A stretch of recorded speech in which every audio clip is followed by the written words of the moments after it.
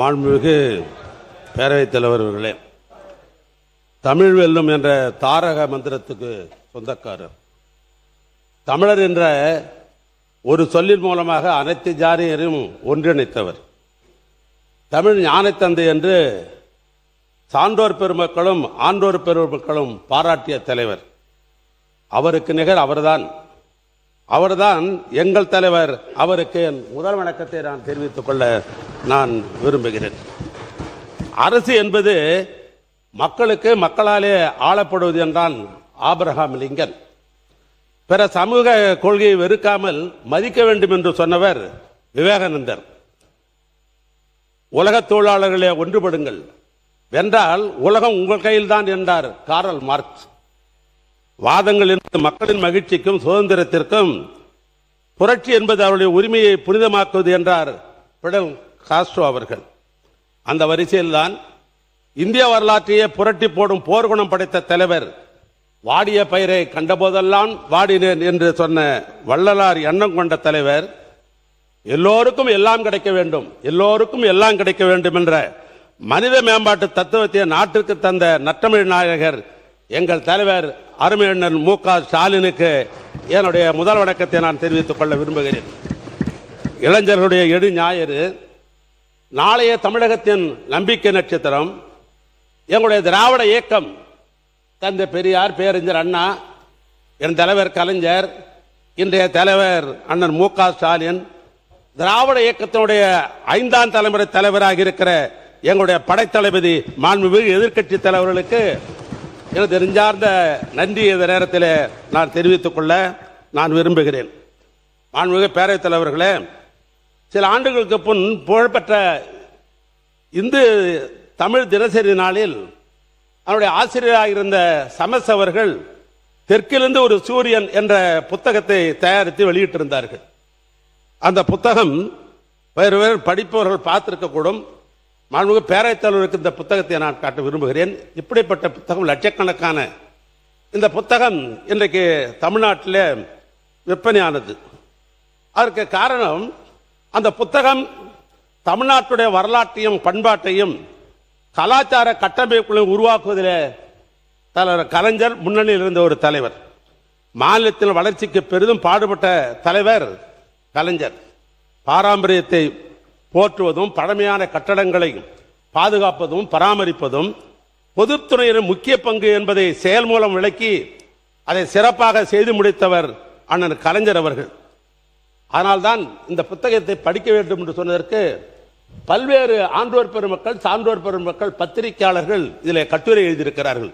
அவருடைய பரிணாம வளர்ச்சி பற்றி நான் சுருக்கமாக சொல்ல வேண்டும் என்று சொன்னால், இன்றைக்கு தமிழ்நாட்டினுடைய தலைநகராக இருக்கிற சென்னையில் இருக்கிற வள்ளூர் கோட்டத்தில் இருந்து குமரிமலையில் இருக்கிற 133 அடி சிலை இருக்கிறது பார். இது இடப்பட்டு இருக்கிற மாநகராட்சியாக இருக்கலாம், நகராட்சியாக இருக்கலாம், ஊராட்சிகளாக இருக்கலாம்.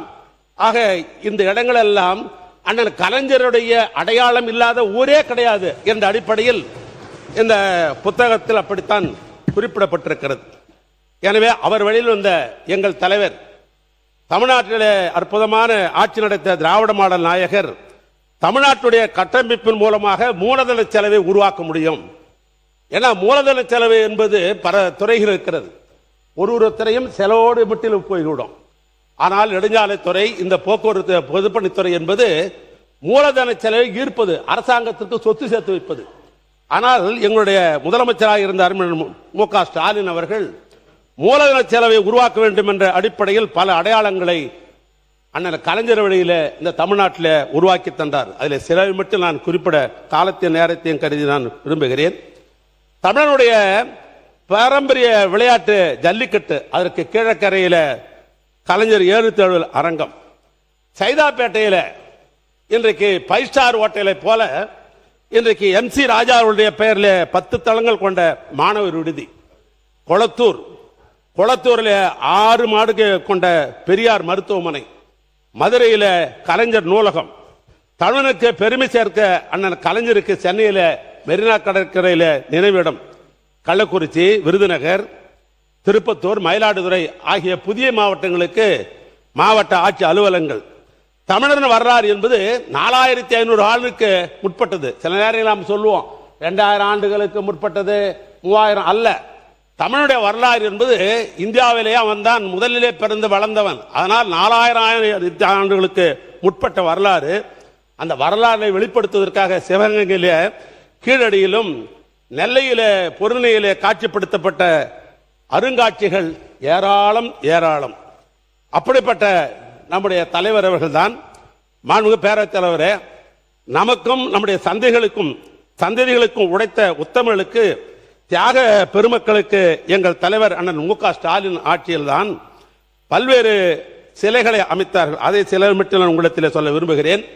கிண்டியில அயோத்திதாசர் பண்டிதருக்கு சிலையுடன் கூடிய மணிமண்டபம், பசும்பொன்னில தேவர் திருமகனுடைய நிலவிடத்திலே புதிய 2 மண்டபங்கள், பரமக்குடியிலே தியாகி இமானுவேலுடைய சேரனுக்கு சிலையுடன் கூடிய மண்டபம், கிண்டியில வீரமங்கை வேலுநாச்சியாருக்கு சிலை, மருதுபாண்டியருக்கு சிலை, கட்டபொம்மனுக்கு சிலை, வஉசிக்கு சிலை, ஈரோட்டிலே சுதந்திர போராட்ட வீரராக இருந்த பொல்லானுக்கு அரங்கத்துடன் கூடிய சிலை, விழுப்புரத்திலே சமூக போராளி என்று சொல்லப்பட்ட 21 பேர்கள் சுட்டு வீழ்த்தப்பட்ட பொழுது அவருக்கு நினைவு மண்டபம் கட்டியதோடு மட்டுமல்ல, அவருக்கு சிலை, கோவில்பட்டியில கே ராஜநாராயணனுக்கு சிலை, சமூக நீதி காவலர் என்று சொல்லப்படுகின்ற VP சிங் அவர்களுக்கு சிலை, அப்துல் கலாமுக்கு சிலை, டாக்டர் சுப்பராயனுக்கு சிலை, கொடிகாத்த குமரன் திருப்பூர் குமரனுக்கு சிலை, ஏஜி என்று அன்போடு அழைக்கப்பட்டு இதே மாவட்டத்தில் சிறப்பாக பணியாற்றிய தென்னார்காடு மாவட்டத்தினுடைய திராவிட இயக்கத்துடைய தலைவராக இருந்த அண்ணன் ஏ கோவிந்தசாமிக்கு சிலை, சிந்துவெளி நாகரிகத்தை திராவிட நாகரிகம் என முதலாக கண்டுபிடித்து கூறிய சர் ஜான் மார்ஷல் அவருக்கு சிலை, இன்னும் சொல்ல போனால் எழும்பூரிலே மாமேதை காரல் மார்க்கு சிலை. இப்படி நம்முடைய சமுதாயம் பிற்காலத்தில் தெரிந்து கொள்ள வேண்டும் என்பதற்காக அந்த பெருமகனுக்கெல்லாம் சிலை அமைத்த வரலாறு திராவிட மாடல் ஆட்சி கொண்டு. தலைவர் பெருந்தலைவர் அவர்கள், பேரவைத் தலைவர் அவர்களே, கோவையிலே தனி தலைமையிடமாக கொண்டு இந்த துறையிலே சில சீர்திருத்தங்கள் செய்யப்பட்டது. அதில் கோவையிலே தலைமையிடமாக கொண்டு தலைமை பொறியாளர் மேற்பார்வையில் ஒரு புதிய மண்டலம் நமது ஆட்சியிலே துவக்கப்பட்டது. பிராதான கட்டடங்களை பாதுகாப்பதற்காக புதிய அலகு ஒன்று துவக்கப்பட்டது. மாவட்டத்திற்கு ஒரு செயற்பொறியாளர் பொறுப்பு வழங்கப்பட்டது. தரக்கட்டுப்பாடு அலகு என்பது புதியதாக துவக்கப்பட்டது. உயர்கல்வித்துறைக்கு கட்டடம் கட்டுவதற்காக திட்ட அலகு என்று துவக்கப்பட்டது. டெல்லியிலே நம்முடைய சிறப்பு விருந்தினர்கள் செல்வதற்கு, அலுவலர்கள் செல்வதற்கு, சட்டமன்ற உறுப்பினர்கள் தங்குவதற்கு, மாண்புமிகு அமைச்சர் பெருமக்கள் அரசின் காரணமாக டெல்லிக்கு போகிற பொழுது அங்கே தங்குவதற்காக அங்கே இன்றைக்கு கட்டப்பட்டிருக்கிறது. டெல்லி பல்கலைக்கழகத்தில், ஜவஹர்லால் பல்கலைக்கழகத்தில் ஐயன் திருவள்ளுவருக்கு சிலை. 2021 2026 இடைப்பட்ட காலங்களில் 406 உதவி பொறியாளர்கள், சிவில் இன்ஜினியர் 104 உதவி பொறியாளர்கள், மின்னியல் இன்ஜினியர், கொதிகலன் இயக்கத்தில் 4 முதுகலை பொறியாளர், 6 இளநிலை ஆர்கிடெக்ட் ஆகிய பணி நியமனம் செய்யப்பட்டிருக்கிறது. பழமையை பாதுகாக்கின்ற வகையில் 100 ஆண்டுகளை தாண்டி இருக்கிற ஹெரிடேஜ் பில்டிங் என்ற அடிப்படையில் 22/9/2000 முதல் 30/10/2000 வரை வீரமங்கை வேலுநாச்சியாருக்கும் மருதுபாண்டிய சகோதரர்களுக்கும் போர் பயிற்சி எடுத்த இடம் எது என்று சொன்னால் சங்கரபதி கோட்டை.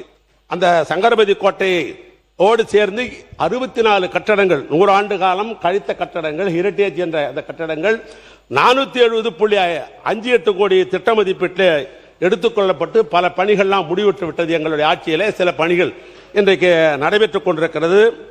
அதோடு மட்டுமல்ல, நான் ஆரம்பத்திலே குறிப்பிட்டதை போல இந்தியாவுடைய தலைநகரில் இன்றைக்கு நாமெல்லாம் தங்குவதற்கு, நாம் என்று சொல்வது அமைச்சர் பெருமக்கள், சட்டமன்ற உறுப்பினர்கள், அரசு அதிகாரிகள், IAS அதிகாரிகள் டெல்லிக்கு போனால் அங்கே இருக்கிற இடம் போதுமானதாக இல்லை.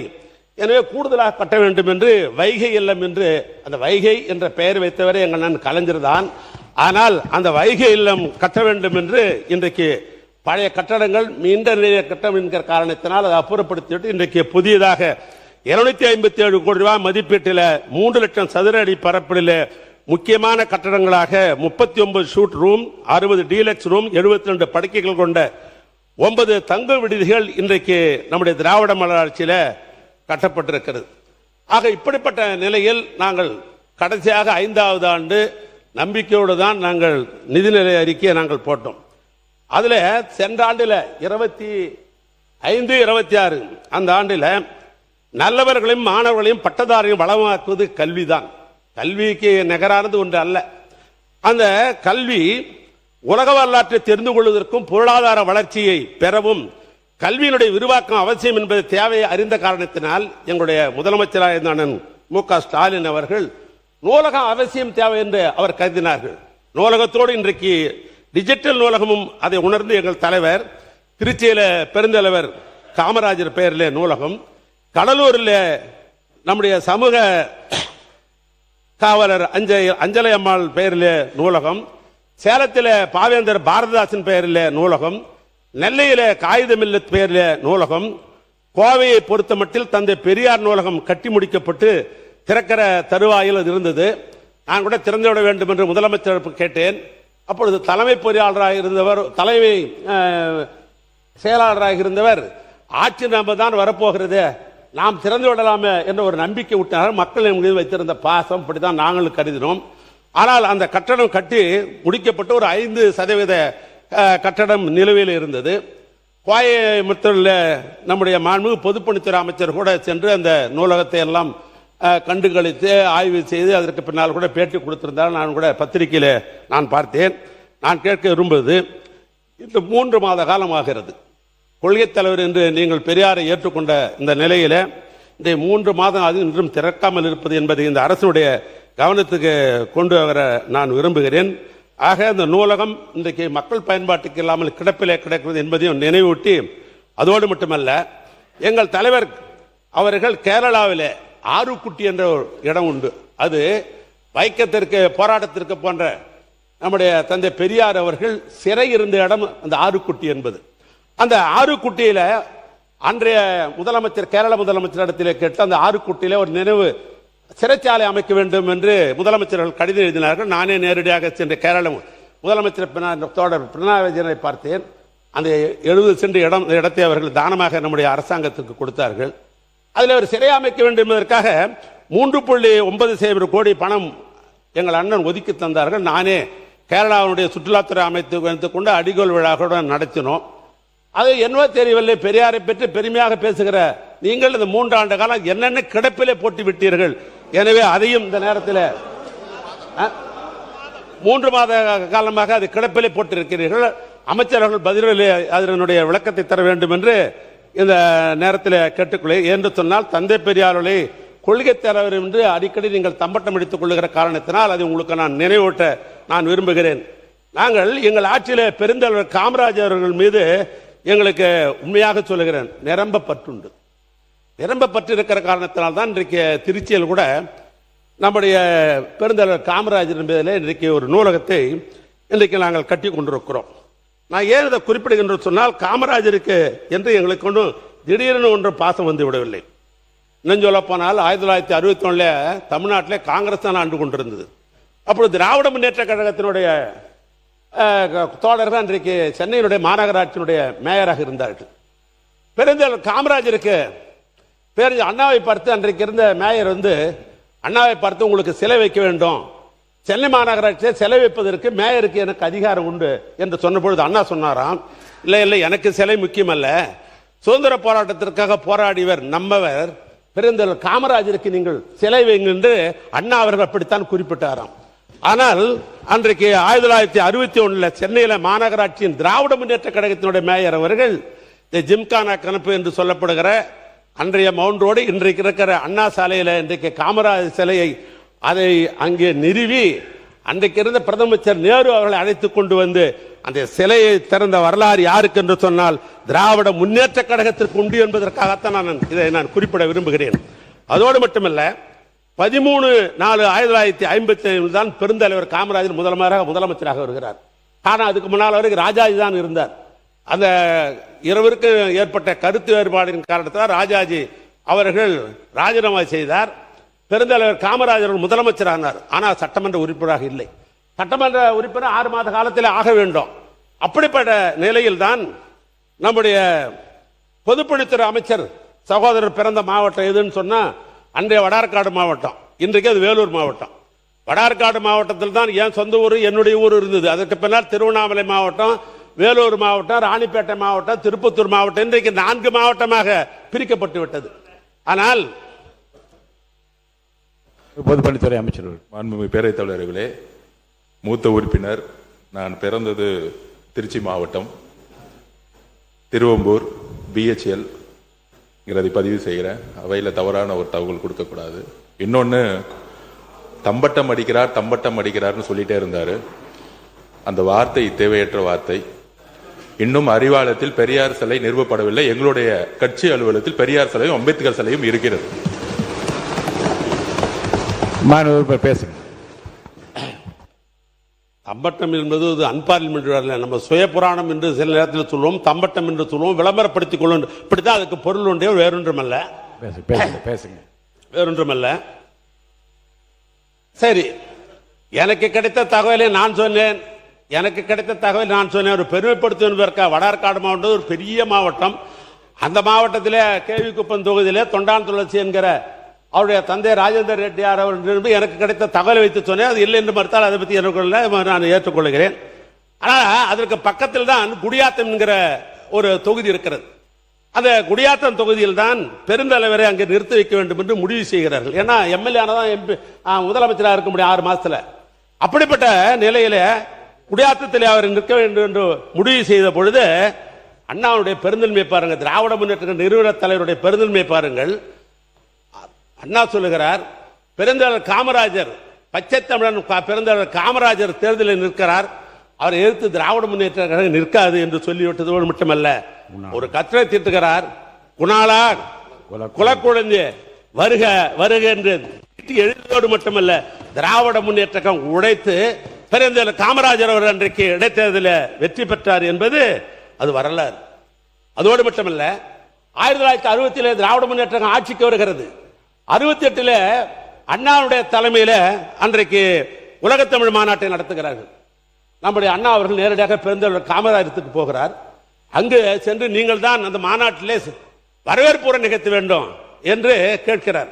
பெருந்தலைவர் காமராஜர் அவர்கள் அன்றைக்கு அந்த உலகத்தமிழ் மாநாட்டில் அவர் வரவேற்பை நிகழ்த்தி அந்த மாநாட்டுக்கு பெருமை சேர்த்த வரலாறு உண்டு.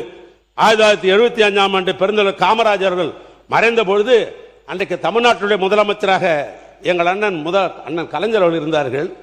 அவர் கேள்விப்பட்ட உடனே திருமலை நாயக்கர் தெருவுக்கு சென்று அவரே கிட்டிருந்து இரவு அன்றைக்கு மழை, அந்த மழையை கூட பாராமல் அவரே நேரடியாக சென்று அன்றைக்கு தமிழ்நாடு காங்கிரஸ் தலைவர் அந்த ராஜாராம் நாயுடு அழைத்துக் கொண்டு இடத்தை தேர்வு செய்து பெருந்தலைவர் காமராஜருடைய அந்த மறைவை அரசு மரியாதையுடன் பெருந்தலைவர் காமராஜருக்கு அரசு மரியாதையுடன் வைத்ததோடு மட்டுமல்ல, அவருக்கு சிலை அமைத்து மணிமண்டபம் கட்டிய தலைவரும் எங்களுடைய தலைவர் அண்ணன் கலைஞர் என்று சொன்னால் மிகையாகாது.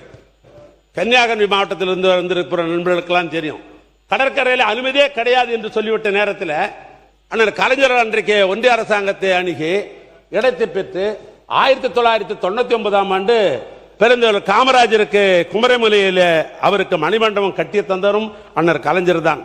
பெருந்தலைவர் காமராஜருடைய பிறந்த நாளை கல்வி வளர்ச்சி நாள் என்று தனி சட்டத்தை உருவாக்கி அன்றைய பள்ளிக்கூடத்தில் பேச்சு போட்டி, கட்டுரை போட்டி அவைகள்லாம் வைக்க வேண்டும் என்று பெருமை சேர்த்தவர் கலைஞர் அவர்களாம். ஆக அவர் மீது எங்களுக்கு இவ்வளவு பற்றுண்டு, பாசம் உண்டு, மரியாதை உண்டு, அதில் ஒன்றும் மாற்றம் அல்ல.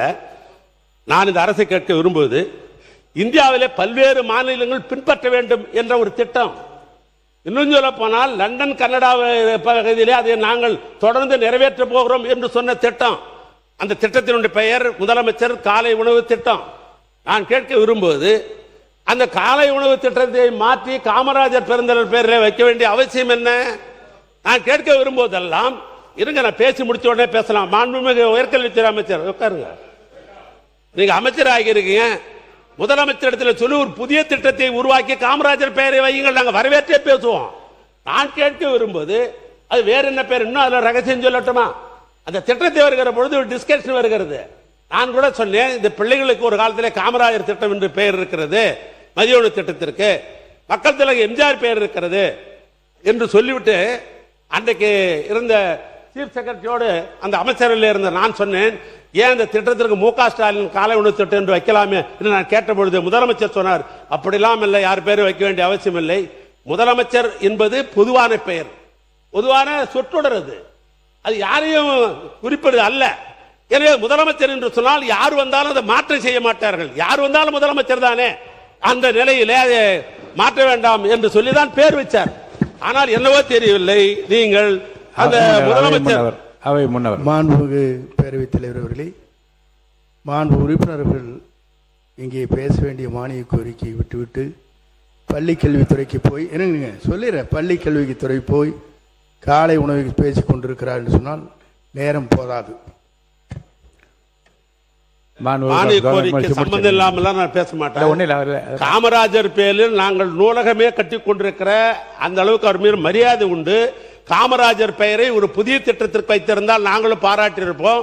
எங்க ஊர்ல ஒரு பழமொழி உண்டு, அண்டவுட்டு நெய்ய பொண்டாட்டி கைய அப்படின்னு ஒரு பழமொழி உண்டு. பக்கத்து விட்டு நெய் ஆனா ஏமான் சம்சாரத்து மூலமா போட்டாதான் இனிக்கும் சுவைக்கும் என்று சொல்லுகிற ஒரு பழமொழி உண்டு. அப்படி நாங்கள் வைத்த திட்டத்திற்கு நீங்கள் பேர் வைப்பது என்பது அப்படித்தான் பொருத்தம் என்று நான் கருதுகின்றேன். எனவே வந்ததை பற்றி எனக்கு தவறல்ல. உறுப்பினர் நிறைய கருத்துக்களை முந்தைய மானிய கோரிக்கைகளில் இருந்து நிறைய கட்டணம் கட்டினது எல்லாம் நிறைய விளக்கமாக சொன்னீங்க. 20 நிமிடம் ஆகிவிட்டது. இல்லை இல்லை இல்லை இல்லை உங்களுக்கு நேரமே தெரியாது. ஏனென்றால் நிறைய வரலாற்று குறிப்புகளை நீங்கள் சொல்லிக்கிட்டு குணாளலே வருகை குல குழந்தை வருகை என்று பழைய வரலாறும் நினைவில் கூறத்தக்க பல விஷயங்களை நீங்கள் சிறப்பாக சொல்லிக்கொண்டே வருகின்றீர்கள். ஆனால் 20 நிமிடம் ஆகிவிட்டது. சுருக்கமாக பேரவைத் தலைவர், நான் உங்கள் அனுமதியோடு தான் பேச முடியும், எனக்கு தெரியும். 4 மானிய கோரிக்கை பேச சொல்லியிருக்கீங்க. இந்த சப்ஜெக்டுக்குள்ள வந்துட்டீங்கன்னா இன்னும் சுவையான மாண்புமிகு பேரவைத் தலைவர், அமெரிக்க அதிபராக இருந்த ஜான் கென்னடி சொன்னார், என் நாடு பொருளாதார வளர்ச்சி பற்றி இருப்பதற்கு எதுவென்றால் நெடுஞ்சாலையின் பங்கு அதிகம் என்று சொன்னான் ஜான் கென்னடி. சாலைகள் தான் மக்களுடைய வாழ்க்கை தரத்தையும் நாட்டின் பொருளாதாரத்தையும் உயர்த்த ஆதாரமாக திகழ்கிறது. இன்று இந்தியாவிலே தமிழ்நாடு 2வது பெரிய பொருளாதார வளர்ச்சி பெற்றிருக்க என்று சொன்னால் அது நெடுஞ்சாலைத்துறையுடைய பங்கு என்பது அதிகம்.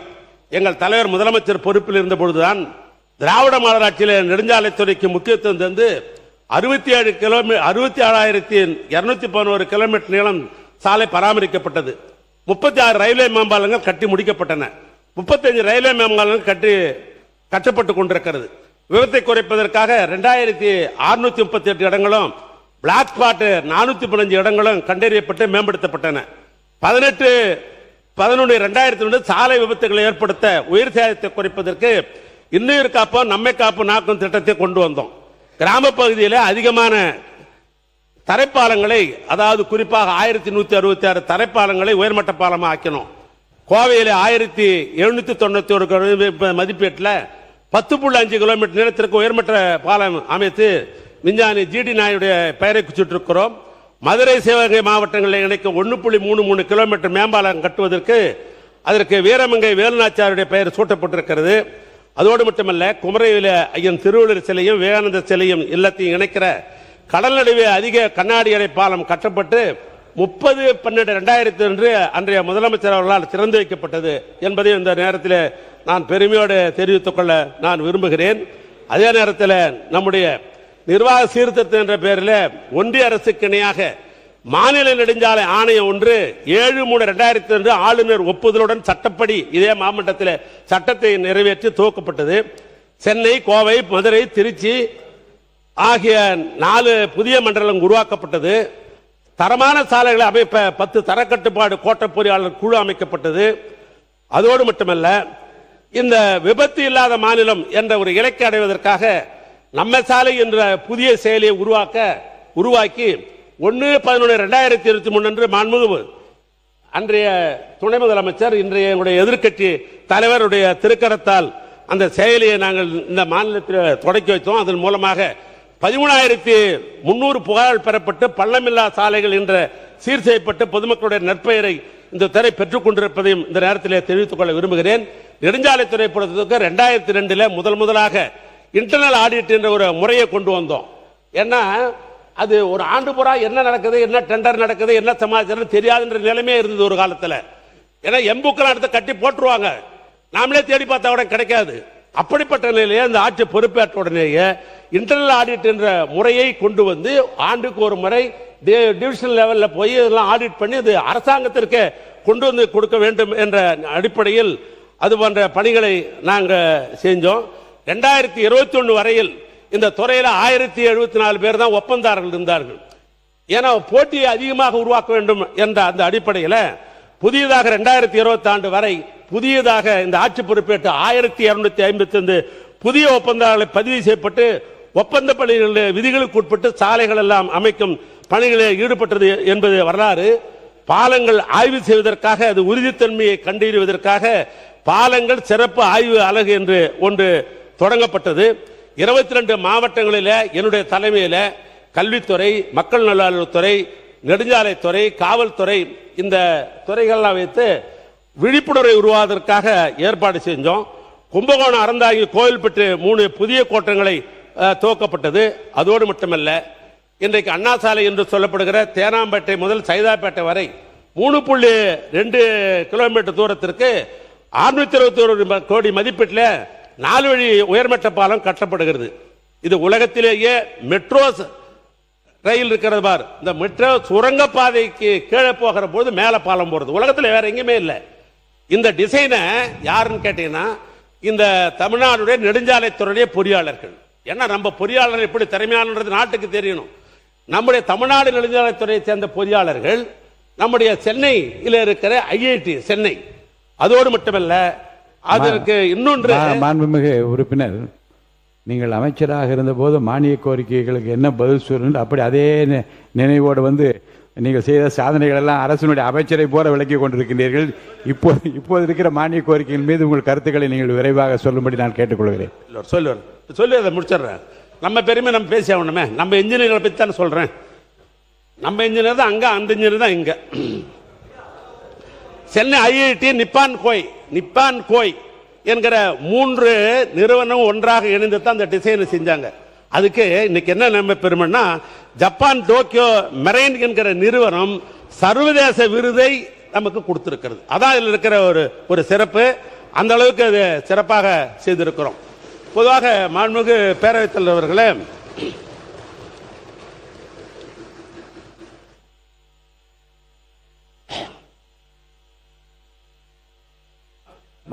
கண்டினியூ பண்ணுங்க. மாண்புமிகு பேரவைத் தலைவர்களே, அரசு ஒப்பந்தங்கள் மதிப்பீடு என்பது முக்கியமானது. அரசு ஒப்பந்தங்களே மதிப்பீடு என்பது முக்கியமானது. மதிப்பீட்டின் அடிப்படையில் தான் ஒப்பந்தங்கள் கோரப்படுகிறது. மதிப்பீடுகள் தயார் செய்ய அடிப்படையாக SOR, அதாவது ஷெட்யூல் ஆஃப் ரேட், அதன் தான் பயன்படுத்த வேண்டும். இதற்கான அரசு ஆணை என்பது 25/4/1947 அப்பதான் முத ஆரம்பிக்கிறாங்க இந்த ஷெட்யூல் ஆஃப் ரேட் என்கிறது. 17/11/1990 இரண்டாவது ஆணை, மூன்றாவது ஆணை 14/3/2004 மூன்றாவது ஆணை. ஆக தமிழ்நாட்டில் 3 இந்த ஷெட்யூல் ஆஃப் ரேட் என்கிற ஆணை போடப்பட்டிருக்கிறது. இதுதான் இந்த ஷெட்யூல் ஆஃப் ரேட் என்கிற இந்த ஆணைகள் சம்பந்தப்பட்டதான் இந்த 3 வேல்யூம், 1, 2, 3 இந்த வேல்யூம் தான் ஷெட்யூல் ஆஃப் ரேட் என்கிற இந்த வேல்யூம். இந்த வேலையை வைத்துக்கொண்டு, இந்த வேல்யூத்தை வைத்துக்கொண்டுதான் யாராக இருந்தாலும் ஒரு துறையில இதன் மூலமாக நம்ம செய்ய முடியும். இந்த ஆணைய தயாரிக்கும் குழுவில் நிதித்துறையினுடைய செயலாளர் அல்லது அவரால் நியமிக்கப்படுகிற IAS அதிகாரி, அதோடு மட்டுமல்ல பொதுப்பணித்துறை, நெடுஞ்சாலைத்துறை, நீர்வளத்துறை, தமிழ்நாடு நகர்ப்புறத்துறை, தமிழ்நாடு குடிநீர் வடிகால் வாரியம், வீட்டு வசதித்துறை, வனத்துறை, காவலர் வீட்டு வசதி கழகம், தோட்டக்கலைத்துறை, தமிழ்நாடு நுகர்வோர் வாணிப கழகம் ஆகிய துறைகளுடைய தலைமை பொறியாளர்கள் அல்லது அவர்களால் நியமிக்கப்படுகிற பிரதிநிதிகள் தான் இந்த SRO என்பதை தயாரிக்கிற குழுவாக இருந்து இதை தயாரிக்கிறார்கள். இதை தயாரித்து பெறும்போது எல்லா டிபார்ட்மெண்ட்டுக்கும் இது போகும். போன அந்த அடிப்படையில் தான் திட்டங்களை மதிப்பீடு செய்வார்கள். இதற்கு எப்படி ரேட் ஆஃப் அந்த கால்குலேஷன் பண்றாங்கன்னா, மத்திய அரசாங்கத்தினுடைய எஃகு உற்பத்தியினுடைய நிறுவனத்தினுடைய ஸ்டீல் விலை, நம்முடைய தமிழ்நாடு சிமெண்ட் கழகத்தினுடைய சிமெண்டினுடைய விலை, தொழிலாளர் நலத்துறை சார்பாக நிர்ணயிக்கப்படும் ஊதிய விகிதங்கள், ஆள் கூலி, அதோடு மட்டுமல்ல ஷெட்யூல் ஆஃப் ரேட் என்பது மணல் இவைகளெல்லாம் எங்கெங்கெல்லாம் இருக்கிறதோ எம்சான் இருக்கிறதோ அவர் பில்லெல்லாம் வாங்கி சம்மரி பண்ணி இந்த கூட்டம் தான் முதலாக இந்த SRO என்கிற ஷெட்யூல் ஆஃப் ரேட் என்பதை தயார் செய்து அதை பொதுப்பணித்துறையின் சார்பாக வெளியிடுகிறார்கள். அந்த துறையினுடைய செயலரை வைத்து வெளியிடுகிற பொழுது அதுதான் எல்லா துறைக்கும் போய் இந்த எஸ்டிமேட் எல்லாம் தயார் செய்கிறார்கள். இதை நான் இதற்கு சொல்வதற்கு என்ன காரணம் என்று சொன்னால், மாண்புமிகு முதலமைச்சர் அவர்கள் அன்றைக்கு தன்னுடைய பதிலுரையிலே பேசுகிற பொழுது நாங்கள் எல்லாம் கேட்டுக்கொண்டுதான் இருந்தோம். முதலாக முதலமைச்சர் வந்திருக்கிறாரு, உரையை நாம் முழுமையும் கேட்க வேண்டும் என்ற அடிப்படையில் தான் நாங்கள் அந்த உரையெல்லாம் கேட்டுக்கொண்டிருந்தோம். திடீரென்று பேசிய நம்முடைய முதலமைச்சர் அவர்கள் திடீர் என்ன சொன்னார் என்று சொன்னால், நான் பேசிய முழு பேச்சு வச்சிருக்கிறேன், இருந்தாலும் அதை சுருக்கமாக நான் சொல்லுகிறேன். அன்றைக்கு முதலமைச்சர் அளித்த பதில் உரையில் டெண்டர்களை முறைப்படுத்த தெரிந்த அளவுக்கு அதனுடைய டெண்டரை ரேட்டை உயர்த்தி ஊழல் செய்ய தெரியாது என்று வார்த்தை சொன்னார். ஊழல் என்பதை தயவுசெய்து நீங்களே எடுத்துருங்க, இப்போ எடுத்துருங்க. அவர் சொன்ன வார்த்தை தான் கோட் பண்றேன், அது நீங்களே எடுத்துடலாம். எங்களுக்கு ரேட்டை ஏற்றி பண்ண தெரியாது. ஏன்னா அந்த ரேட்டு ஏற்றுறது போறது வரதெல்லாம் யாரோ முதலமைச்சருக்கு அவர் யாரோ தவறாக வழிநடத்தி விட்டார்களோ அல்லது அவருக்கு செய்தி இப்படி தவறாக கிடைத்திருக்கிறதோ என்ற அடிப்படையில் தான் இருப்ப. எது எனக்கு தெரியும், எதை பேசணும் தெரியும். உட்காரு. அவருக்கு அதிகாரிகள் ஏதாவது தவறாக எழுதி கொடுத்து விட்டார்களோ, அது தவறாக நடத்தி விட்டார்கள் என்ற அடிப்படையில் மாண்புமிகு பேரவைத் தலைவர் அவர்களே, மாண்புமிகு முன்னாள் அமைச்சருக்கு நன்றாக தெரியும், தவறாக எழுதி கொடுத்து விட்டாரோ தவறாக புரிந்து கொண்டாரோ என்ற வார்த்தைகள் அவைக்கு இப்பொழுது நீக்குமாறு கேட்டுக்கொள்ளும். வார்த்தைகள் அவைக்குள் நீக்கப்படுகிறது. மாண்புமிகு முதலமைச்சர் யாரும் வழிநடத்த தேவையில்லை, எல்லாம் தெரிந்தவர், விரல் விவரங்கள் வைத்துக் கொண்டுதான் பேசுகிறார். நீங்க தொடர்ந்து பேசலாம். ஆக இது சட்டமன்றத்திலே இது ஒரு பதிவாக இருக்கிற காரணத்தில் இதை சொல்றேன். நான் என்ன சொல்றேன், முதலமைச்சருக்கு அதிகமான திறமை என்பதிலே எனக்கு ஒன்றும் மாற்று கருத்து இல்லை. ஆனால் நான் சொல்ல விரும்புவது, என்னுடைய வயதுக்கு நான் இந்த சட்டமன்றத்திற்கு 1984 வந்தேன் என்பது உங்களுக்கெல்லாம் தெரியும். நான் எந்த தவறான வார்த்தைகளோ அன்பார்லிமெண்ட்லாம் நான் பயன்படுத்த மாட்டேன், பயன்படுத்தும் எனக்கெல்லாம் தெரியாது. ஏன்னா அப்படித்தான் எங்களெல்லாம் வளர்த்திருக்கிறார்கள். மக்கள் தலைவர் எம்ஜிஆர் காலத்திலும் சரி, அண்ணன் கலைஞர் காலத்திலும் சரி, என்னுடைய தலைவர் திராவிட மாடல் நாயகர் எங்களுக்கு அப்படித்தான் வளர்த்திருக்கிறார், ஒன்றும் மாற்று கருத்தில். ஆனால் ஷெட்யூல் ஆஃப் ரேட் என்பது எப்படி தயார் செய்யப்படுகிறது, நாளைக்கு அமைச்சராக இருப்பவர்கள் நீங்க பிற்காலத்தில் ஒரு கேள்வி கேட்கும்போது நீங்களே இப்படிதான் பதில் சொல்ல வேண்டிய ஒரு சூழ்நிலை இருக்கிறது. இந்த புத்தகத்தை நான் ஒன்றும் தயார் பண்ணிட முடியாது, ஷெட்யூல் ஆஃப் ரேட் நான் பண்ண முடியாது. இது காலாகாலமாக 1947 சுதந்திரம் இருந்த காலத்திலிருந்து ஷெட்யூல் ஆஃப் ரேட் என்பது அரசினுடைய கைடு மாதிரி, எல்லா துறைக்கும் இது கைடு மாதிரி. நான் எல்லா துறையும் சொல்லிட்டேன். நான் இதில் ஒன்றும் தவறான எதையும் நான் சொல்லவில்லை என்று இந்த நேரத்தில் நான் தெரிவித்துக் கொள்ள நான் விரும்புகிறேன். அதோடு மட்டுமல்ல, இந்த துறையை பற்றி நீங்க சொல்லணும்னு நினைச்சீங்க, நான் சுருக்கமாக சொல்றேன். முதலமைச்சர் சாலை மேம்பாட்டு திட்டத்தின் கீழ் இப்ப இருக்கிற இந்த கொள்கை விளக்கு புத்தகத்தில் சொல்றேன். முதலமைச்சருடைய சாலை மேம்பாட்டு திட்டம் என்ற பேர்ல 497 கிலோமீட்டர் 4 வழித்தடமாக, 77 கிலோமீட்டர் 2 வழித்தடமாக மேம்படுத்தும் நிலை பணியாக உள்ளது என்று பக்கம் 37 நீங்க குறிப்பிட்டிருக்கிறீங்க. ஆனா இந்த திட்டத்தின் கீழ் இந்த நிதியாண்டில் எத்தனை கிலோமீட்டர் 4 வழித்தடமாக, 2 வழித்தடம் எத்தனை கிலோமீட்டர் எதுவுமே சொல்லல. ஒரு ஸ்கீமை சொல்லலாம், இந்த விஷயம் இவ்வளவு பணம் ஒதுக்கிறோம், நாங்கள் செய்ய போறோம்னு சொல்லணும். ஆனால் அப்படி சொல்லல. அதோடு மட்டுமல்ல, முதலமைச்சர் அனைத்து பருவ காலங்களிலும் தங்கு தடையின்றி சாலைகளை இணைக்கும் திட்டம், உயர்மட்ட பாலங்கள் அமைத்தல் ஆகிய தலைப்புகளில் நிலுவையில் உள்ள பணிகள் மட்டுமே குறிப்பிடப்பட்டுள்ளன. இந்த நிதியாண்டில் எத்தனை பணிகள் மேற்கொள்ளப் போகிறது என்ற விவரம் இல்லை. ஏன்னா இந்த முதலமைச்சர் என்றது சட்டமன்ற உறுப்பினர்லாம் எழுதி கொடுப்பாங்க. முதலமைச்சர்ல எனக்கு இந்த ரோடு வேணும், இந்த பள்ளம் வேணும், மழை வருந்தா இப்படி வேணும், அப்படி எழுதி கொடுப்பாங்க. அந்த தலைப்பில் பணம் ஒதுக்குவாங்க. எல்லா எம்எல்ஏ கேட்கிற அந்த கோரிக்கையை நிறைவேற்றுகிற அந்த தலைப்பில். ஆனால் என்ன செய்ய போறோம் என்பது இந்த குறிப்பிடவில்லை. எத்தனை பணிகள் எடுத்துக்கொள்ள போறோம் என்றும் இதில் விவரம் இல்லை. மாண்பு உறுப்பினர் குறுக்கீடு 31 நிமிஷம் அனுமதி அளித்து முடிச்சிருங்க. போதும். நீங்க கட்டிடங்களை பத்தியே 20 நிமிடம் கட்டிடங்களை பத்தியே நிறைய பேசிட்டீங்க. வாங்க சப்ஜெக்ட்டுக்கு வந்துருங்க. அதே போன்று புறவழிச்சாலை, நகர்ப்புற மதிச்சாலை, உள்கட்டமைப்பு மேம்பாடு திட்டங்கள் நிலுவையில் உள்ளன. பணிகள் மட்டும் 40-41 குறிப்பிட்டுள்ளது. இந்த நிதியாண்டில் இந்த திட்டங்களில் நிறைவேற்றப்படும் என எந்த திட்டமும் குறிப்பிடவில்லை. அதே போன்று பேரிடர் மேலாண்மை செயல்பாடுகள் குறித்து, வெள்ளத்தடுப்பு பணிகள் குறித்தோ இந்த அரசு எந்தவித நடவடிக்கை மேற்கொள்வது என்ற கொள்கை குறிப்பில் எதுவும் குறிப்பிடவில்லை. எனவே இவைகளெல்லாம் குறிப்பிட்டிருந்தால் அது வருங்காலங்களில் சட்டமன்றத்தில் கேள்விகள் கேட்கிற பொழுது சட்டமன்ற உறுப்பினர் இதையெல்லாம் சொல்லி கேள்வி கேட்பதற்கு வாய்ப்பு இருந்திருக்கும். எனவே நான் நிறைவாக நான் சொல்ல விரும்புவது, மனிதவள மேல்மை என்பது அது முக்கியம். உதாரணமாக அந்த சட்டமன்றத்தில் நின்று பேசிக் கொண்டிருக்கிறோம். நீங்கள் முதலாக எங்கள் சட்டமன்ற உறுப்பினராக வந்த காலத்திலையும் சரி, அவை முன்னவர் இருக்கிறார் என்னுடைய நண்பர், அவை நண்பர், அவரு வந்த போதும் சரி, எங்களுடைய முதலமைச்சராக இருந்து சிறப்பாக பணியாற்றிய என்ன அண்ணன் ஓபிஎஸ் காலத்திலும் சரி, இதில் பார்த்தீங்கன்னா ஒரு 5 அடி பெரிய டேபிள் போட்டிருக்கும். 5 அடி பெரிய டேபிள், 2 பக்கம் நம்ம உட்காந்துக்குவோம். 2 பக்கம் உட்காந்துக்கும். பிரச்சனை பெருசாகும் போது ஒருத்தர் கையை பிடிச்சி எடுத்துக்கிற அளவுக்கு அந்த சட்டமன்றத்தில் ஒரு காலத்தில் நடைபெற்ற வரலாறுலாம் உண்டு.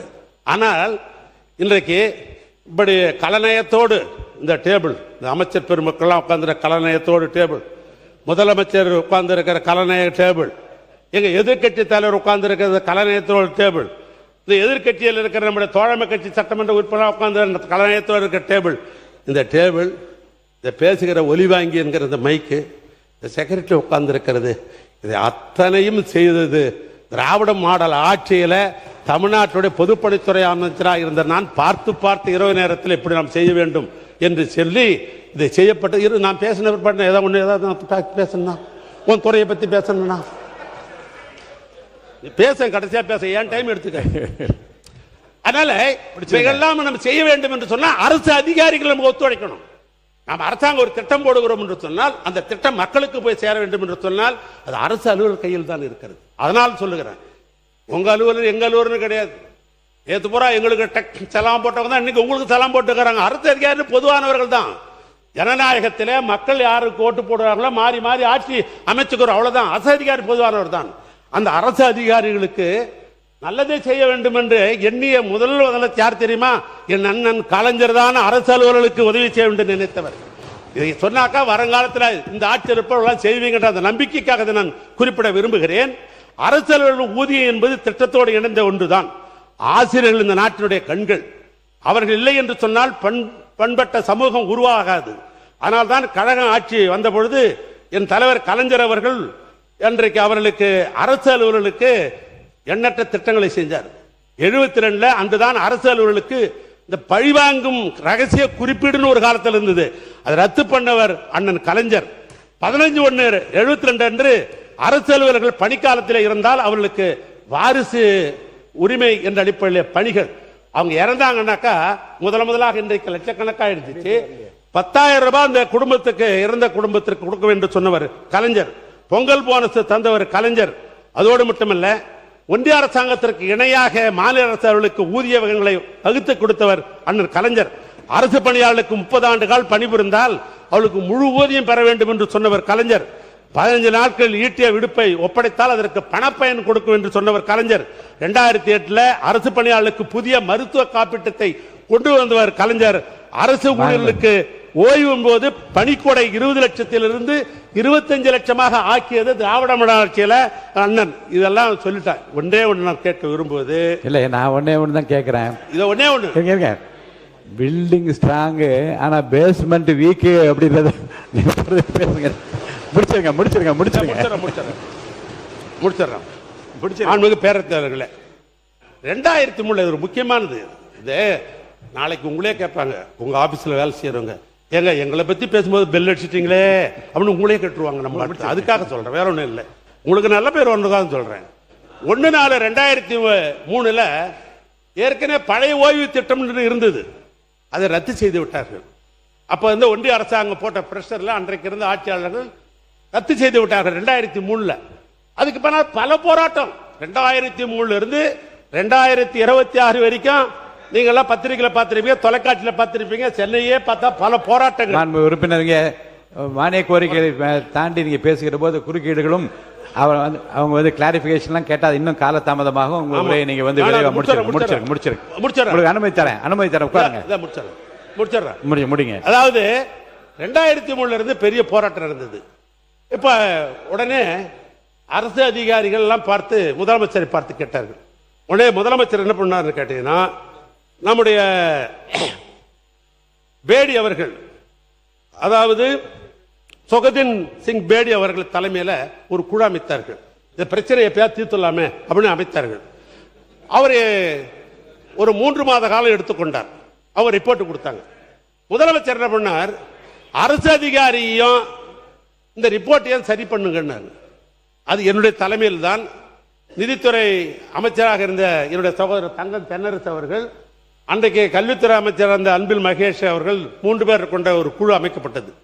அந்த குழுவில் அந்த அதிகாரிகளை பல முறை நான் கூப்பிட்டு பேசினேன்.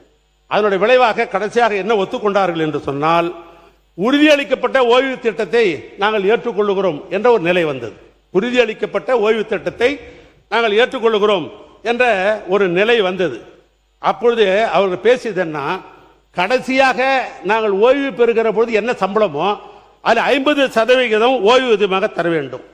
ஓய்வூதிய காலத்தில் எங்கள் குடும்பத்திற்கு உறுப்பினர் இன்றைய மானிய கோரிக்கை மீது நீங்க பேசுறீங்கன்னா அமைச்சருக்கு பதில் சொல்வார். நீங்க பொதுவாக மற்ற விஷயங்களை பற்றியெல்லாம் அந்தந்த மானிய கோரிக்கை வரும்போது நீங்க பேசமே தவிர இப்போது இருங்க, இதுக்கு இப்ப நீங்க சொல்றதுக்கு வந்து இருங்க, இதை பற்றி பதில் சொல்லுவேன். முன்னாள் ஆட்சி பொறுப்பில் இருந்த தளவாய் சுந்தர் நானும் பேசுறேன்னு சொல்றாரு. அதே மாதிரி இங்க இருக்கக்கூடிய அமைச்சர் இந்த கேள்விக்கு இப்போது பதில் சொல்ல ஆரம்பித்தால் இந்த மானிய கோரிக்கை எப்போது முடியும்? தயவுசெய்து இந்த மானிய கோரிக்கை மட்டுமான விஷயங்கள் நீங்க பேசுவதுதான் பொருத்தமானதா இருக்கும். முடிச்சிருக்கேன், நன்றி சொல்லி முடிங்க. அரசு சம்பந்தப்பட்டதுதான் இல்ல, நீங்க சொல்லிருக்கீங்க. இந்த மானிய கோரிக்கை ஒன்னே உட்காருங்க, அவர் நல்லவர், நீங்க நான் சப்போர்ட் பண்றீங்க. மாண்புமிகு பேரவைத் தலைவர்களே, அந்த ஓய்வூதியம் 2000 அந்த குழு கொடுத்த சொன்னாதான் நீங்க அதுக்கு வந்து நீங்க எழுப்புற இந்த பிரச்சனை எவ்வளவு சென்சிட்டிவ் உங்களுக்கு நல்லா தெரியும், எவ்வளவு அவசியமான தெரியுங்க. நீங்க அதை இப்போது எழுப்பினால் அதற்குரிய பதிலை வந்து நாங்கள் சொல்ல அங்க அமைச்சர்கள் இருக்கேன்னு சொல்லாமல் பதில் விட்டா அப்ப நீங்க சொல்லுவதுதான் இல்ல குற்றச்சாட்டு அல்ல. இந்த வினாவை கூட எழுப்புற நேரம் இதுவல்ல என்று நான் கருதுகிறேன். இந்த மானிய கோரிக்கை மீதான கருத்துக்களை மட்டும் நீங்க சொல்வது பொருத்தமாக இருக்கு. அதை மட்டும் ஒட்டு பேசுங்கள். ஒன்றும் இல்லை, இதில் நான் என்ன சொல்ல வர்றேன்னாக்கா, அவை முன்னர் இப்பொழுது கருத்து அவர் அவை முன்னவர் சொல்லட்டும். மாண்புமிகு பேரவைத் தலைவர் அவர்களே, மாண்புமிகு ஒரு முன்னாள் அமைச்சர், அவர் பல்வேறு கருத்துக்களை இங்கே வழங்குகிற போது பொதுக்கூட்டத்திலே வழங்குவதை போல நாங்களாம் இதை செய்தோம் என்று சொல்லிக் கொண்டிருக்கிறாரே தவிர இது மேடை பேச்சல்ல. கருத்துக்கள் வழங்க வேண்டியது மானிய கோரிக்கை என்பதை நான் நினைவூட்ட விரும்புகிறேன். பள்ளிக்கல்வித்துறை அமைச்சர் அவர்கள். மாண்புமிகு பேரவைத் தலைவர் அவர்களே, கலைஞரை நாங்கள் மதிக்கிறோம். தமிழ்நாட்டு வரலாற்றிலேயே நேற்று எங்கள் கட்சி உறுப்பினர் கூட அவர் பேரை சொன்னபோது எழுந்து நின்று வாஞ்சையோடு தாயுலத்தோடு அதற்காக வருத்தம் தெரிவித்த மனிதர்கள் அமர்ந்து கொண்டிருக்கிறார். மாற்று கருத்து இல்ல. தென்னாட்டு பெர்னாட்சானா அது அறிஞர் அண்ணா தான், தெற்கில் இருந்து உதித்த சூரியன்னா அது கலைஞர் தான், அது வேறு. ஆனா அதே சமயம் இங்க பேசும்போது அந்த டேபிள் செஞ்சது நாங்க தான், மைக்கு செஞ்சது நாங்க தான், சேர் செஞ்சது நாங்க தான், இது மக்கள் வரிப்பணத்தில் செய்யப்பட்டது தமிழ்நாடு அரசால் என்பதை சுட்டி காட்டுகிறார். அப்புறம் பெயர் மாற்றம் வந்து பல உறுப்பினர்களும் பல முறையும் சொல்லிக்கிட்டே இருக்கிறீங்க. நான் வரலாற்றை சுட்டிக்காட்ட ஆசைப்படுறேன். 96ஆம் ஆண்டுக்கு பிறகு முத்தமிழறிஞர் கலைஞர் அவர்களினுடைய ஆட்சி அமைந்த பிறகு இது அவர் பேசியது, ஒரு பெயர் மாற்றத்தை அவர் செய்தார். இது அவருடைய வார்த்தைகள். திரைப்பட நகர் JJ சிட்டி சிட்டி ஒன்று ஆரம்பிக்கப்பட்டது பற்றி உங்களுக்கு எல்லாம் தெரியும். கலைஞர் சொல்றார், இதன் பெயரை நாங்கள் ஆட்சி பொறுப்புக்கு வந்த பிறகு பொருத்தமான பெயராக இருக்கும் என்று JJ சிட்டி சிட்டி எம்ஜிஆர் திரைப்பட நகராக நான் மாற்றுகிறேன். கலைஞரே அறிவித்திருக்கிறார். பெயர் மாற்றம் என்பது காலங்காலமாக நடப்பது. அது மட்டுமல்ல, அம்மா பசுமை வீடு கலைஞர் கனவு இல்லமாக மாறுகிறது. அம்மா மருந்தகம் முதல்வர் மருந்தகம் மாறி இருக்கிறது. அம்மா மினி கிளினிக் முதல்வர் கிளினிக்காக மாறி இருக்கிறது. ஆனா இங்க நான் 10 இடத்திற்கு போயாவது செல்வம் சேர்த்து வருவேன், நீ படிக்கின்ற வேலையை மட்டும் பாரு என்று தமிழ்நாட்டின் கல்வி கண்ணை திறந்தவர் கொள்கை தலைவர் கர்ம வீரர் காமராசர் அவர்களின் பெயர் தான். இந்த காலை உணவு திட்டம் பத்தி அவர் சொன்னாரு, அது 203 கோடியே 72 லட்சம் ரூபாய் செலவுல பெருந்தலைவர் காமராஜர் காலை உணவு திட்டமாக விரிவாக்கம் செய்யப்பட்டிருக்கிறது. ஒரு குறிப்பிட்ட வகுப்பில் இருந்து பல்லாயிரக்கணக்கான குழந்தைகளுக்கு காலை உணவு விரிவாக்கம் செய்யப்பட்டு மேம்படுத்தப்பட்டிருக்கிறது. நான் சொல்வேன், இந்த திட்டத்திற்கு காமராசர் பெயரை விட பொருத்தமான பேர் உலகத்திலேயே கிடையாது என்பதை உறுப்பினருக்கு தெரியும். உறுப்பினர் தளவாய் வாங்க உட்கார. மாண்புமிகு பேரவைத் தலைவர் அவர்களே, மாண்புமிகு உறுப்பினர் அவர்கள் கூறும் பொழுது பழைய ஓய்வு திட்டத்தை பற்றி கூறினார்கள். கடந்த ஆட்சியில் என்று எங்களை பற்றி தெளிவாக சொல்லியிருக்கிறார். அவருக்கு இந்த பழைய ஓய்வு திட்டம் எங்கிருந்து வந்தது என்பது தெரியுமா தெரியாத முதல் காரணமாக பாராளுமன்றத்தில் மாண்புமிகு பாரத பிரதமர் வாஜ்பாய் இருக்கும் பொழுது 3 நாள் இதற்காக டிஸ்கஷன் நடந்தது. அப்பொழுது இவர்கள் என்ன செய்து கொண்டிருந்தார்கள்? மாண்புமிகு அம்மா அவர்கள் இதற்கு எதிர்ப்பு தெரிவித்தார்கள். இருந்த போதிலும் இவர்கள் தேர்தல் அறிக்கையிலே நாங்கள் ஆட்சிக்கு வந்தால் பழைய ஓய்வு திட்டத்தை கொடுப்போம் என்று கூறினார்கள்.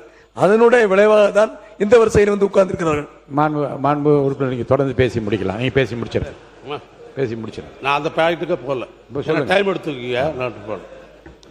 மாண்பு பேரவைத் தலைவர்களே, இப்ப ஏற்கனவே இந்த உறுதியளிக்கப்பட்ட இந்த திட்டம் ஏற்றுக்கொண்டு எங்களுடைய முதலமைச்சருக்கு OMC பாராட்டு கூட்டமே நடத்தினார்கள். நான் எதுக்காக சொல்ல வரேன்னு சொன்னா, அதையே ஏற்றுக்கொண்டார்கள். கடைசியா என்ன கேட்டாங்கன்னா, இந்த எங்களை 10% வந்து நீங்க வந்து பண்ண சொல்றீங்க, இது எடுத்துடணுமேன்னு கேட்டாங்க.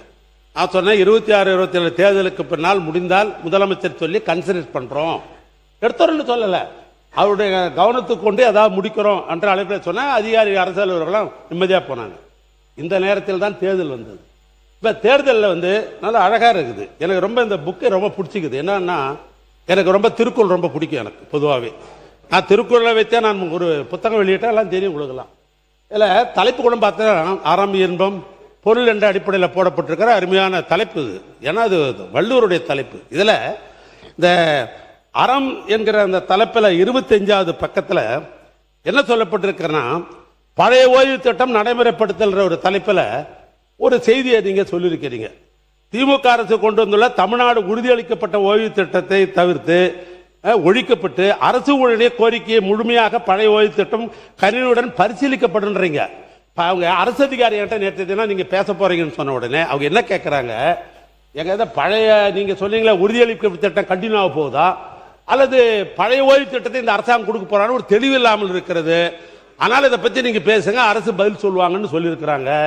ஆனால் தன்னுடைய பதிலுரையிலே சம்பந்தப்பட்ட மனிதவள மேம்பாட்டுத்துறை அமைச்சர் அவர்கள் இந்த டேப் சிஸ்டம் இந்த உறுதியளிக்கப்பட்டது அது தொடருகிறதா அல்லது புதிய பழைய திட்டத்தை கொண்டு வருவீர்களா என்கிற தெளிவு அரசு அதிகாரிக்கு வேண்டும் என்பதை இந்த நேரத்தில் நான் உங்களுக்கு தெளிவாக தெரிவித்துக் கொள்ள விரும்புகிறேன். அதே போன்று நான் நிறைவு பண்ணிடுறேன், ஒரு 2 நிமிஷம் கொடுங்க, இதோட நிறைவு பண்ணிடுறேன். நீங்க பேசினதுல அரசு அலுவலர்கள் முன்பு எங்களுக்கு சலாம் போட்டார்கள், இப்போது உங்களுக்கு சலாம் போடுகிற இந்த வார்த்தை அவை குறிப்பு தான் நீக்கிடுவேன். நீங்க எதை எடுத்தாலும் நியாயத்தை எடுத்துருங்க. மாண்புமிகு பேரவைத் தலைவர்களே, நாடு சுதந்திரம் அடைந்தது பின்பு இந்த தமிழ்நாட்டை மிக மிக எளிமையானவர்கள் எல்லாம் முதலமைச்சராக இருந்தார்கள். ஓமந்தூர் ராமசாமி ரெட்டியார்னு செருப்பே போட மாட்டார் இந்த முதலமைச்சர். அப்படி ஒரு முதலமைச்சர். அண்ணன் கலைஞர் எல்லாமே எளிமையானவங்க தான் முதலமைச்சராக இருந்தவங்க எல்லாம். அப்ப ஓமந்தூர் ராமசாமி ரெட்டியார், மூதறிஞர் ராஜாஜி, பெருந்தலைவர் காமராஜர், பெரியவர் பக்தவச்சலம், பேரறிஞர் அண்ணா, முத்தமிழறிஞர் கலைஞர், மக்கள் தலைவர் எம்ஜிஆர், அம்மையார் ஜெயலலிதா, ஓ பன்னீர்செல்வம், எங்க ஓ பன்னீர்செல்வம், பக்கத்தில் இருக்கிற முன்னாள் முதலமைச்சர் சகோதரர் எடப்பாடி பழனிசாமி அவர்கள், எங்க தலைவர் திராவிட மாடல் ஆட்சியினுடைய தலைவர் மு.க. ஸ்டாலின், இத்தனை முதலமைச்சர்களும் முதலமைச்சரிலிருந்து இந்த தமிழ்நாட்டுடைய பல்வேறு திட்டங்களை நிறைவேற்றி இருக்கிறார்கள், ஏழ்மையை போக்கி இருக்கிறார்கள். இன்னும் சொல்ல போனால் தமிழ்நாடு வளர்ச்சி என்று இன்றைக்கு இந்தியாவில் இருக்கிற மாநிலங்களிலேயே இன்றைக்கு முதல் மாநிலமாக தமிழ்நாடு திகழ்கிறது என்று சொல்வதற்கு இத்தனை முதலமைச்சர் அந்த அறையிலிருந்து தான் போட்டிருக்கிறாங்க. இன்றைக்கு காலையில் இந்த டைம்ஸ் ஆஃப் இந்தியா என்கிற பத்திரிகை வந்து ஒரு செய்தியை அரசனுடைய கவனத்துக்கு கொண்டு வர, வேறொன்றும் அல்ல. ஆனால் இப்பொழுது அந்த இடத்தை மாற்றிவிட்டு 1 கோடி ஏறத்தாழ 30 லட்சம் ரூபாய் செலவில் எங்க அண்ணன் கலைஞர் தான் நாமக்கல் மாளிகை அந்த 10 மாடி கட்டடத்தை கட்டி கொடுத்தவரை எங்க அண்ணன் கலைஞர் தான். இப்ப அந்த இடத்துக்கு முதலமைச்சர் போறார். ஏன் கேள்வி என்னன்னா, அது அவருடைய விருப்பம். யார் எந்த அறையை வைப்பது அவருடைய விருப்பம், யார் எந்த டிரைவர் வச்சுக்கிறது என்பது அவருடைய சொந்த விருப்பம், அதில் நான் தலையிட முடியாது. ஆனா இவ்வளவு திட்டங்கள் எல்லாம் இந்த நாட்டுக்கு கொடுத்த அறை இப்படி இருக்கிற பொழுது எங்க அண்ணன் கலைஞர் கட்டிருக்கிற அந்த அறைக்கு போறார் என்பதில் எனக்கு தனிப்பட்ட ஒரு விதத்தில் மகிழ்ச்சி தான். இது பிரிட்டிஷ்காரன் கட்டது, அது தமிழன் கட்டது, அதில் ஒன்றும் மாற்றம் இல்லை. ஆனால் இன்றைய தினம் டைம்ஸ் ஆஃப் பத்திரிகையில் என்ன செய்தி வந்திருக்கிறது சொன்னால், இந்த டைம்ஸ் ஆஃப் பத்திரிகையில் 5.54 கோடி ரூபாய் மதிப்பிலான இந்த டெண்டர் ஆன்லைனில் விடப்படவில்லை, இந்த டெண்டர்ல ஏதோ ஒரு கோளாறு இருக்குதுன்னு டைம்ஸ் ஆஃப் கொடுத்துக்கிறாங்க. அது அமைச்சர் அவர்கள் பதில் அதுக்கு சொல்லட்டும், நான் வேணான்னு சொல்லலை.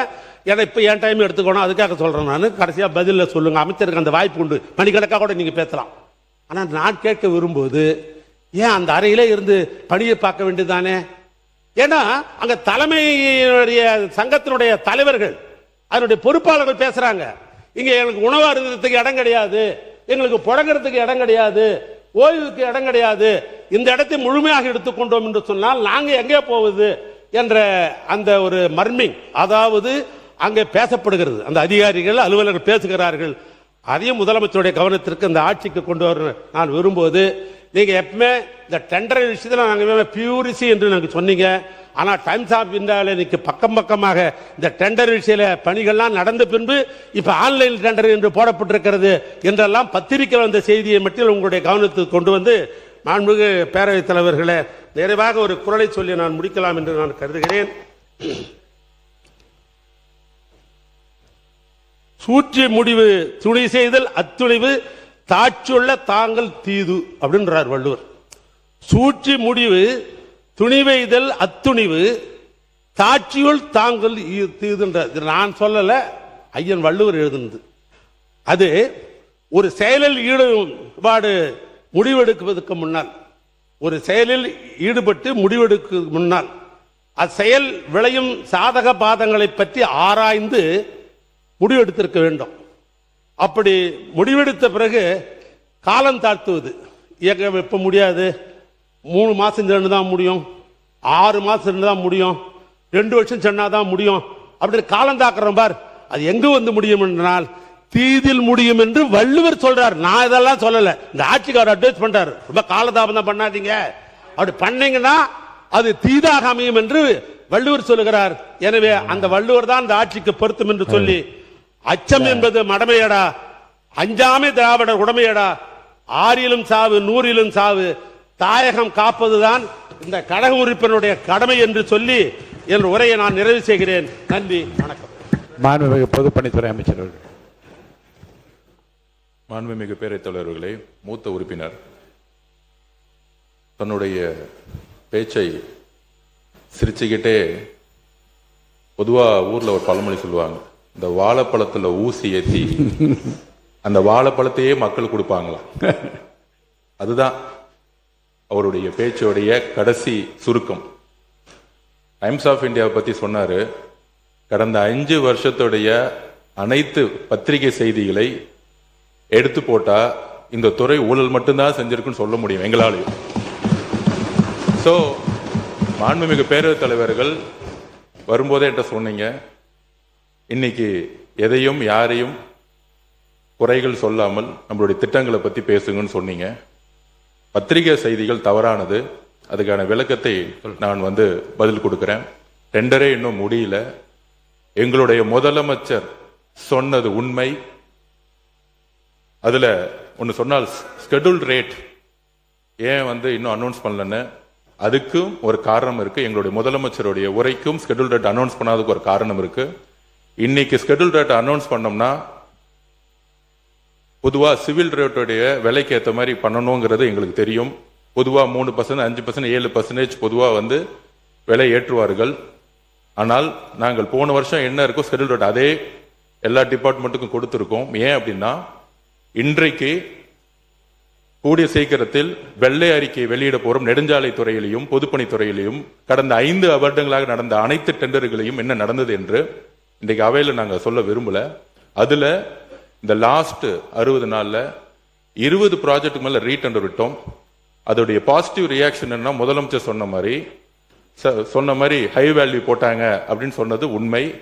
சுமார் 20% 36% வேல்யூ கம்மியா இன்னைக்கு டெண்டர் வந்து கொண்டிருக்கு. அதை இந்த மாமன்றத்தை தாக்கல் செய்ய நாங்க ரெடியா இருக்கிறோம். ஆல்ரெடி போன கவர்மெண்ட்ல போட்ட டெண்டர்ஸ் திருப்பியும் புதுசா டெண்டர் விடும் பொழுது சுமார் 20% வரைக்கும் டெண்டரோட வேல்யூ இன்னைக்கு கம்மியாக கிடைத்து அந்த பணம் எல்லாம் நம்மளுடைய ட்ரெஷரிக்கு வந்து கொண்டிருக்கிறதுங்கிறதான் உண்மை. இதை என்னுடைய பதில் குறிப்பில் சொல்றேன். அப்புறம் மாண்புமிகு முதலமைச்சருடைய அலுவலகம் செக்ரட்டரியேட் கட்டணும்னு கலைஞர் நினைச்சாரு. அதுல ஏதாவது உடன்பாடு இல்லாம இருக்கா?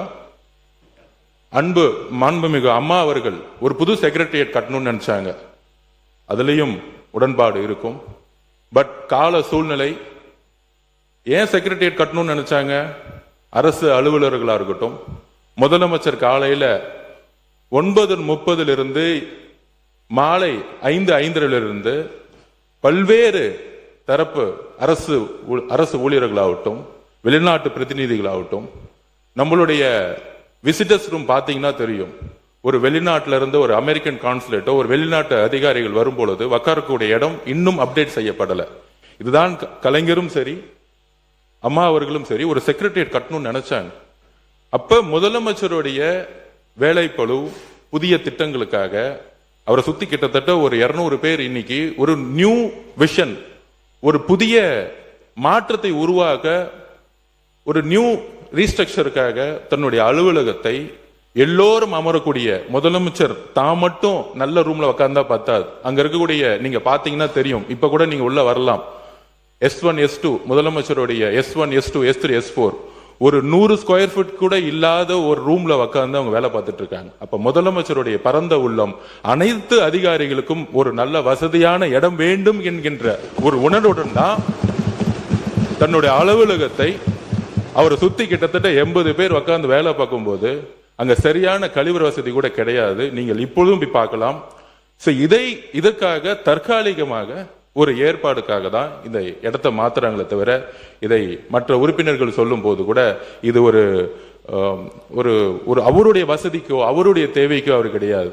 அவரு இன்னைக்கும் சொல்றோம், நாங்க கேம்பெயின் போகும்போது ஒரு சாதாரண ஹோட்டல்ல ஏன் வண்டிலேயே வேன்லயே படுத்துட்டு சாப்பிட்டு அங்கேயே ஒரு 2 மணி நேரம் இருந்துட்டு போறக்கூடிய ஒரு எளிமையான முதல்வர் எங்களுடைய முதல்வர். அதனால இந்த தவறான தகவல்களை அவைக்கு எதுவும் தெரிவிக்க வேண்டும் சொல்கிறேன். மித்த எல்லா கேள்விகளுக்கும் என்னுடைய பதிலறிவில் நான் தெரிவிக்கிறேன். மாண்புமிகு உறுப்பினர் திருமதி தாஹிரா அவர்கள். சரி. மாண்புமிகு பேரவைத் தலைவர்களே, நான் ஏற்கனவே விளக்கமாக சொல்லிட்டேன். இது இந்த ஆட்சியும் சரி, 6 ஆட்சிக்கு வந்தாலும் இந்த ஷெட்யூல் ஆபரேட்டர் 1947 இருக்கிறது. இது இப்போ புதுசா இல்லை. இது தனிப்பட்ட அமைச்சர்கள். இப்போ பொதுப்பணித்துறை அமைச்சர்னா இவர் தயார் பண்ணிக்க முடியாது. பக்கத்தில் நம்முடைய முதல் அமைச்சர் இருக்கிறார், தயார் பண்ண முடியாது. இது பல்வேறு துறையில் இருக்கிறவர்கள்லாம் சேர்ந்து IAS அதிகாரி, அது நிதித்துறையினுடைய செயலாளர் தலைமையில் இது நடைபெற்று இது பண்ணுறாங்க. இதை வச்சு தான் எஸ்டிமேட் போடுறோம். இதில் யாரும் ரேட்டு ஏற்றிக்கிறது மீண்டும் அமைச்சர் சொல்றார் தவறு. நான் டெண்டர் போடுகிற பொழுது ஒப்பந்ததாரர்கள் தனக்கு வேலை கிடைக்கணும். எப்படியாவது சில பேர் என்ன பண்ணுவாங்க, ஒப்பந்ததாரன்னு கேட்டீங்கன்னாக்கா நமக்கு லாபம் கூட வேணும், நம்ம இருக்கிற ஆட்களுக்கு சம்பளம் கொடுத்தாலும் சும்மா வச்சுன்னு சம்பளம் கொடுக்க முடியாது, மிஷினுக்கு டீசல் ஊற்றி ஆகணும் அப்படின்ற அடிப்படையில் கூட லோ டெண்டர் போடுவாங்க. அது ஆட்சிக்கோ அமைச்சருக்கு சம்பந்தம் இல்லை. ஏன்னா இந்த ஷெட்யூல் ஆபரேட்டர் முடிச்சுட்டோம்னா, டெண்டர் போட்டுட்டோம்னா முடிஞ்சது. இன்னும் சொல்ல போனா இன்னைக்கு அமைச்சர் மானிய கோரிக்கையில் இன்னைக்கு என் துறைக்கு பணம் வேணும்னு உங்ககிட்ட கேட்கிறாரு, பாஸ் பண்ணிட்டா முடிஞ்சிருச்சு அந்த வேலை. இல்ல அப்படி கிடையாது. அதிகாரிகள் எந்த திட்டம் திட்டினாலும் அமைச்சருடைய கவனத்திற்கு வராமல் திட்டம் எதையும் ரிலீஸ் பண்ண முடியாது. இது என்னுடைய நேரடி கண்காணிப்புக்கு வந்த பிறகுதான் எல்லா துறையோடைய அதிகாரிகள் சேர்ந்தாலும் ஷெட்யூல் ஆஃப் ரேட் பொதுப்பணித்துறை அமைச்சர்கிட்ட வந்துதான் ரிலீஸ் செய்யப்படும். அதனால் பதிவு பண்ணிட்டேன். போன வருஷம் இருந்த ஷெட்யூல் ஆஃப் ரேட்டை நாங்க மெயின்டைன் பண்ணிட்டு இருக்கோம். அது ஏன்னா இப்ப நாம ஒரு 7% 10% ஏத்திட்டா இப்ப டெண்டர் விடக்கூடிய இடத்துல நாம் சொல்ற மாதிரி முன்னாடி அதிகமான வேல்யூ பண்ணி டெண்டர் விட்டதெல்லாம் இன்னைக்கு 20% வரும்பொழுது இந்த ஷெட்யூல் ஆஃப் ரேட்டை கம்பேர் பண்ண ஆரம்பிச்சிருவாங்க. இன்னைக்கு இருக்க ஷெட்யூல் ஆஃப் ரேட் படி தானே அவங்களும் விடுறாங்க. அப்படிங்கிறதுக்காக இதை எங்களுடைய வெள்ளை அறிக்கையில் தெளிவா நாங்கள் பதிவு பண்ணுவோம். மாண்புமிகு உறுப்பினர் திருமதி தாஹிரா அவர்கள்.